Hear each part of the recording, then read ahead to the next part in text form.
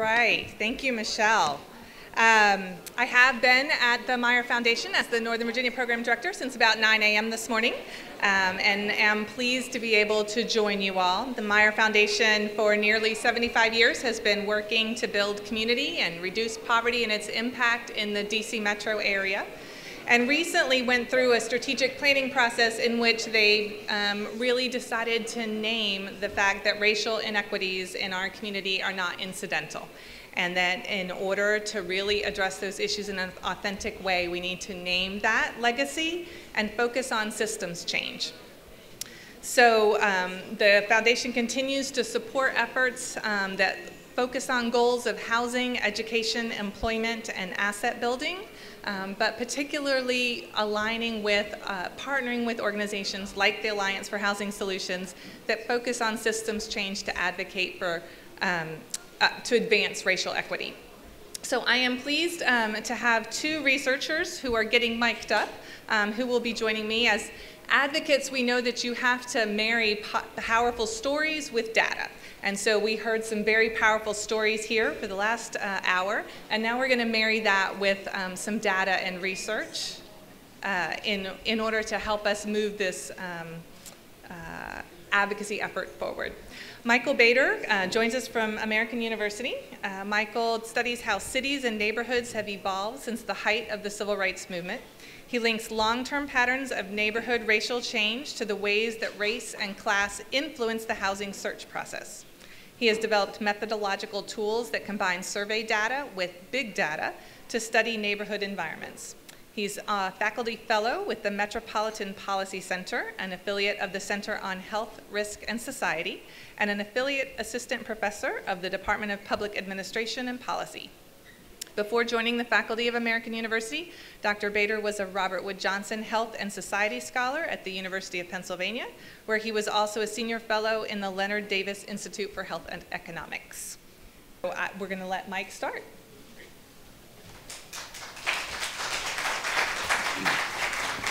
Thank you so much, and thank you for inviting me, and thank you for being here for this really important discussion.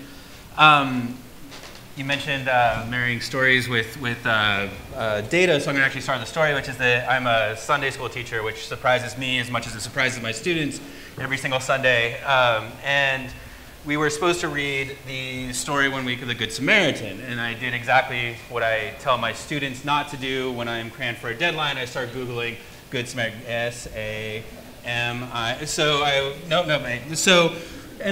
learned about this story, and I think it is actually very helpful for thinking about how we think about the progress of affirmative action and fair housing in the United States. And for those of you who don't know, who like me probably had to Google this story, it's a story that Jesus tells, and there's a man on the road, and he's hidden by thieves, and he's sitting on the side of the road, and as people are coming up, a priest walks by, crosses the other side, and passes him and leaves him on the side of the road. A lawyer does the same, but finally a Samaritan who comes up, and I didn't know this until I had Googled it, but Samaritans were not very liked people in Jerusalem, came up and actually helped him and put him up for the day, and actually on his own dime, and helped him get back on his way.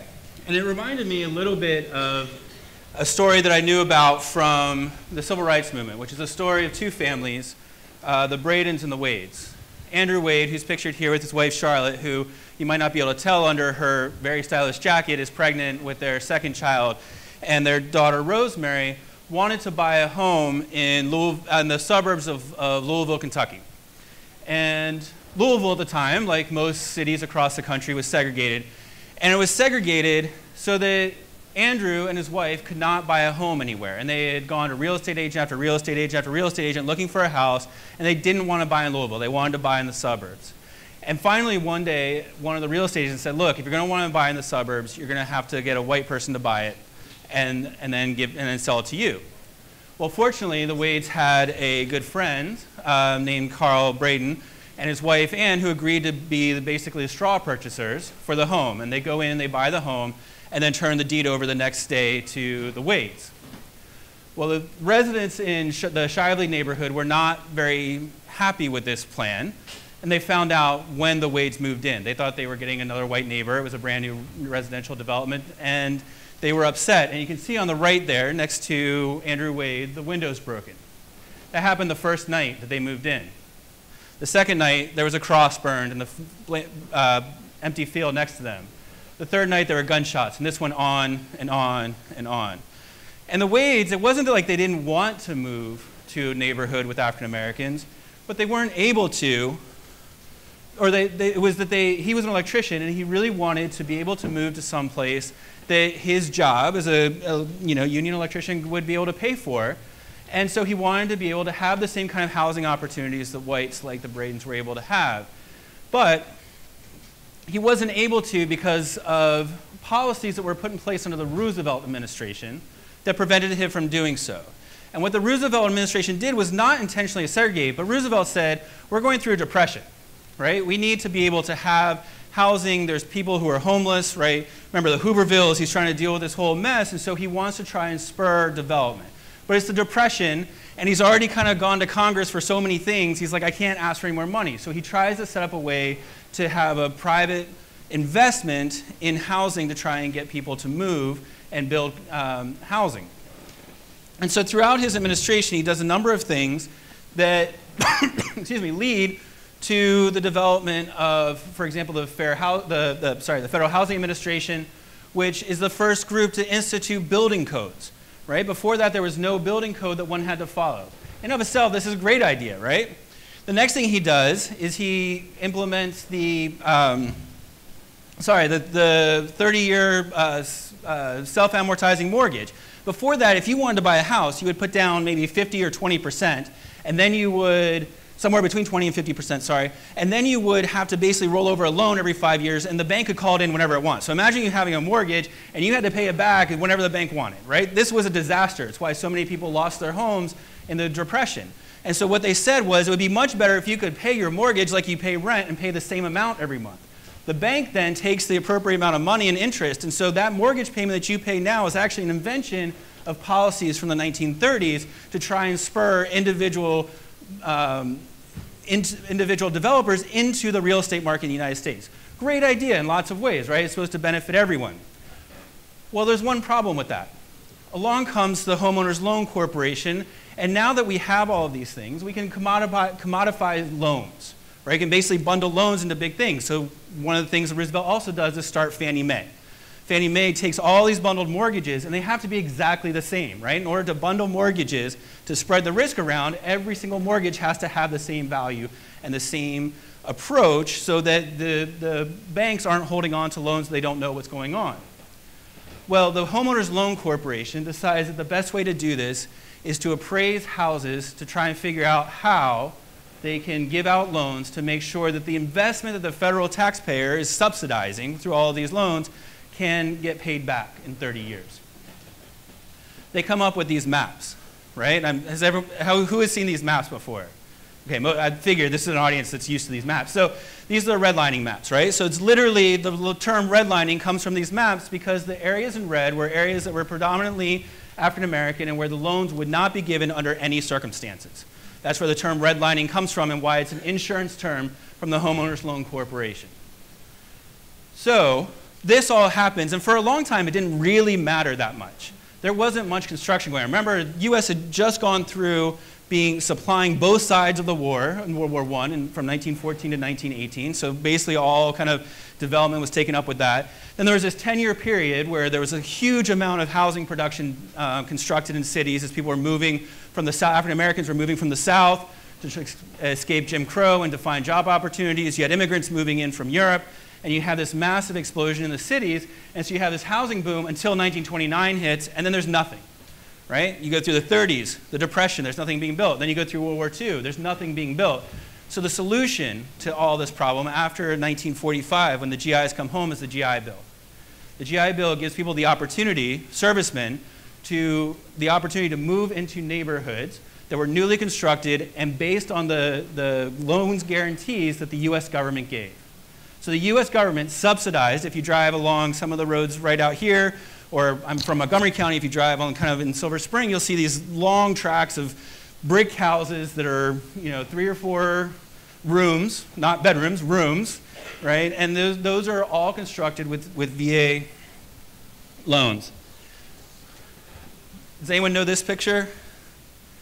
Probably not. You guys are much more familiar with this one. The first one is Wyoming Avenue in Detroit. It's the one that oftentimes gets more attention, but it's a neighborhood, it's a wall that was put up specifically because one of the developers wanted to develop a neighborhood, but there was a black neighborhood right next door, one of those red neighborhoods. The appraiser came back and said, we won't give you the loans to build this neighborhood because it's right next to a disadvantaged neighborhood and therefore you can't build. Well, the developer said, well, what if I build an 8-foot wall that extends for about a half a mile down? Would that be okay? And the appraiser said yes. They built the wall. And of course, you all in Arlington are familiar with that as well, this process. So this was not by some accident, right? This was not some accident that happened that we end up with the wealth. And as Senator Kane was saying this morning, it's not just the wealth that created lack of opportunities now, but the lack of opportunities to get into markets when the housing was so plentiful and so advantageous now created the wealth gap between blacks and whites and increasing Latinos in the United States.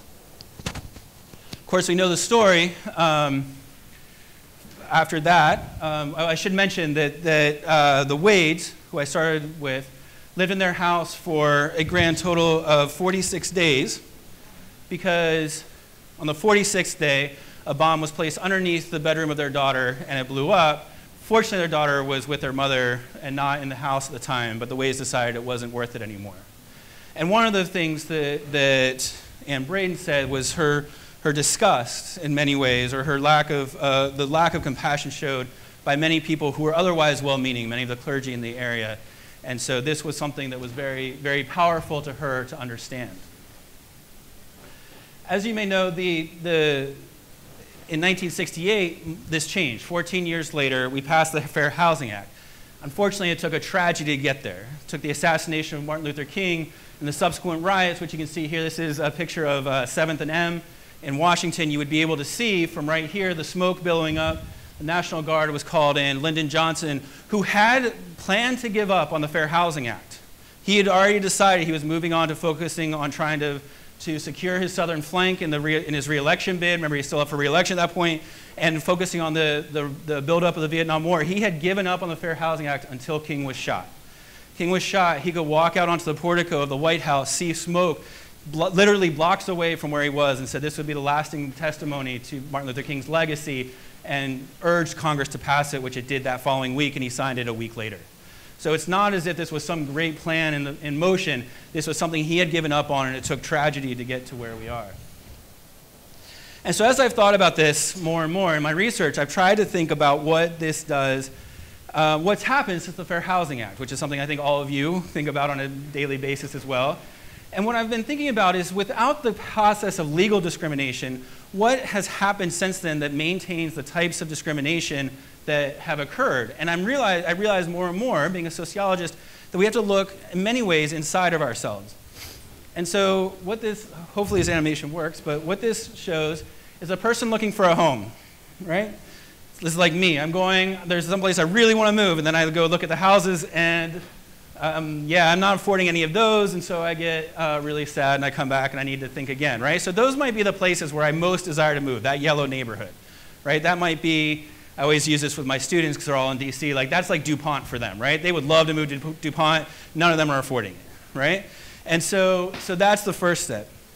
Well, second thing that might happen is you might think about what are the places that you know something about, right? Where are the places that you have kind of on your mind when you're thinking about homes? This might be the place that you go and tell a real estate agent, hey, I want to look in this neighborhood, right? I've already kind of struck out, he's going off the grid here, but he's kind of focusing in that second area there and still not able to find anything, right? And then the third step might be, well, I haven't found anything in the places I know. I have to look in places I don't know. So now I'm going to think about the places I really don't want to search, right? The places I'm going to cross out. It makes it a whole lot easier to think about searching if I'm searching in one or two places rather than trying to think about the entire DC area, right? This is all somewhat boring. I hope the animation makes it somewhat more exciting. But what happens if the houses are distributed in such a way And the neighborhoods are distributed in such a way that the places I would most consider, the places that I knew something about, and the places that I crossed off were all affected by the racial composition of those neighborhoods. Now the process itself matters for how we get to where we are, and therefore matters for the persistent segregation that occurs in the United States. One thing that has been really good is that white folks now are much more willing to live if neighbors who are black or Latino or Asian move in next to them. We have lots and lots of examples of that. The problem is when they move, they don't necessarily move to the same places that the same types of places, the level of diversity in the places they moved out of. So then what happens? What happens is you have these older white folks, right, who are aging in place in neighborhoods and perfectly happy. They're sitting there, you know, they're getting old. They may not be happy about getting old, but they're happy about their neighborhood. And in comes residents that are black or Latino or Asian. And what do those blacks or Latinos or Asians do? They're moving in, right? If they're moving in, they're probably younger. If they're probably younger, they're also probably having kids. If they're having kids, then what happens is you have this process where you have a bunch of older whites who are aging in place in neighborhoods as blacks and Latinos are having kids. And so you end up with a process demographically where in 20 years, if no one moves, you're going to end up with a resegregated neighborhood. Right? It's what I call gradual succession. You move from white to black. It might not be over 5 years as it was with white flight, but over 20 years, you end up with a process of segregation. And what are the consequences of this? When we think about Ferguson, when Michael Brown was shot, 1 in 3 African Americans in Ferguson, Missouri was under the age of 18. Although the city was 56% black, a third of those residents couldn't vote because they weren't old enough, right? When we think about Normandy school system, which Nicole Hannah-Jones has talked so much about, we think about why is it so segregated? It's not necessarily because white parents are pulling their white kids out of schools, which is happening, but it's also because these demographic patterns are leading to shifts in which white older folks are living where black younger folks live. And then if we look at the other side of the age distribution here, 1 in 5 whites was over the age of 65, right? And so that does a lot to when we think about the politics and what's happening. And of course, what goes along with that, with the DOJ report, is that the property taxes on which Ferguson had relied for its schools, for its services, are now slowly dwindling. And so what do they rely on? They rely on fines and fees and services and over-policing, which leads the type of incidents in which Michael Brown was shot. So to come back, so that's more of a national story, but one of the things I wanted to talk a little bit about was how we can start to study this and address this in our own area. So a couple years ago, we launched the DC area survey.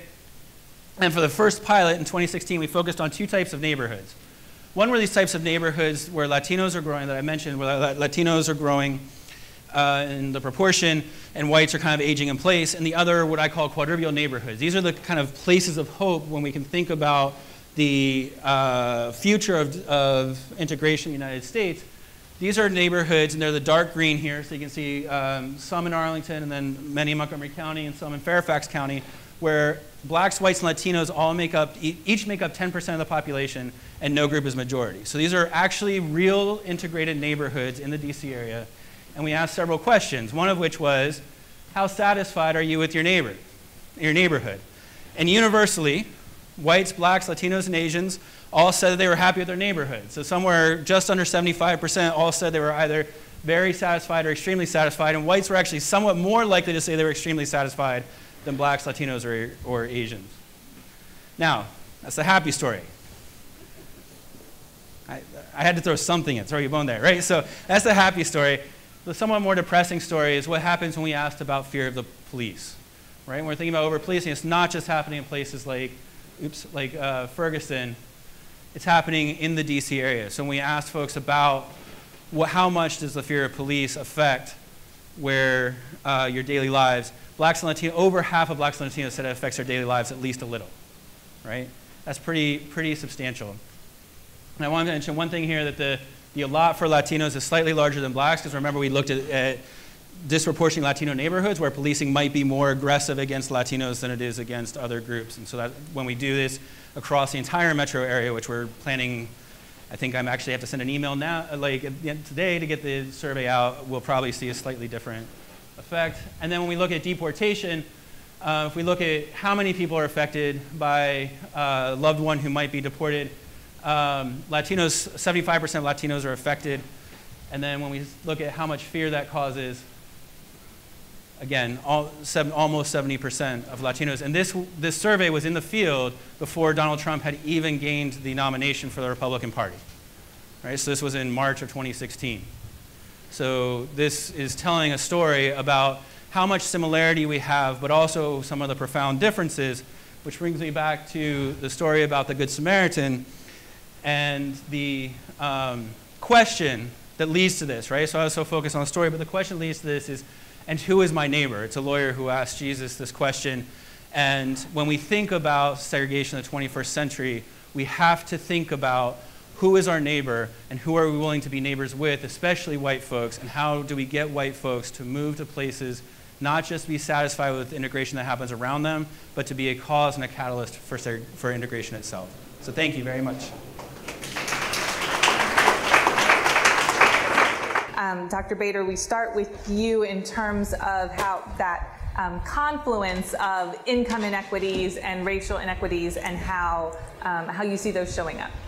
I think it's a great question. I think that, it's something that I really value in Rick's work to really understand what's going on. I think that there are many of the solutions that Rick was talking about, I think could also help with racial integration, because the types of units that he's talking about are the types of units that are affordable. The missing middle is much more diverse than either extreme in the United States. And so if we are able to advocate for housing policies for that group of people, then there will be some movement toward racial integration as well as economic integration. Great. Dr. Kallenberg, I think one of the unique things Dr. Bader brought up was the generational differences in some of these communities that are in change. And I was just curious if that struck you as contributing to the discussion and how you see that showing up in your research. Right. And it was a discouraging finding in some ways. I mean, I'm glad when people of any generation are in integrated communities. But because I come at this from the schools angle initially, it's troubling that, as I understand your research, you're basically saying whites who are aging in place are more willing to be in integrated neighborhoods than whites with children. And that's deeply disturbing, because if we want to make sure that students have genuine equal opportunity, then we have to take steps to make sure that the schools are economically and racially integrated.